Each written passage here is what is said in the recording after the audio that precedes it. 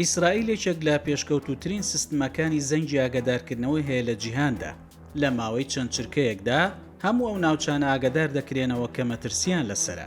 دەمێ ساڵە ئیسرائیل سەری لە شەڕ دەخورێ، بۆیە بە هەزاران حەشارگەی بۆ خەڵکەکەی ئامادە کردو و بەر لە هەر هێرشێ ئاگادار دەکرێنەوە کە زوو خۆ بگەێنە حەشارگەکان. جاران کە هێرشێک دەبوو لە هەموو وڵاتەکە زەنگی ئاگادارکردنەوە لێی دەدا، بەڵام ئێستا سیستمەکە گۆڕاوە. لە 1700 ناوچەی جیاواز سیستمی ئاگادارکردنەوە هەیە.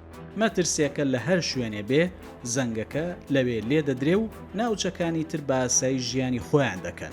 کاتێک موشەکێک داهێژرێ، سیستمی ڕاداری ئیسرائیل ئاراستەکەی دیاری دەکا و دەزانێ کام ناوچە مەترسی لەسرە. لەسەر ئەو بنەمایە تەنیا زەنگ بۆ ناوچەی مەترسی لێ دەدرێ.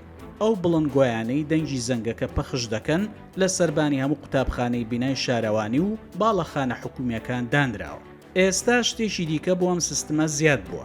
ئەپلیکیشنێکی تایبەتەیە کە هەر کەس بە پێی ناوچەکەی زەنگێکی بەردەوامی بۆ دەچێت. یەکەم جار پێی دەڵێن لە حەشارگەکان نزیک بەوە، دوایەوە داوای لێ دەکەن دەم و دەست بچێتە ناو حەشارگەکان.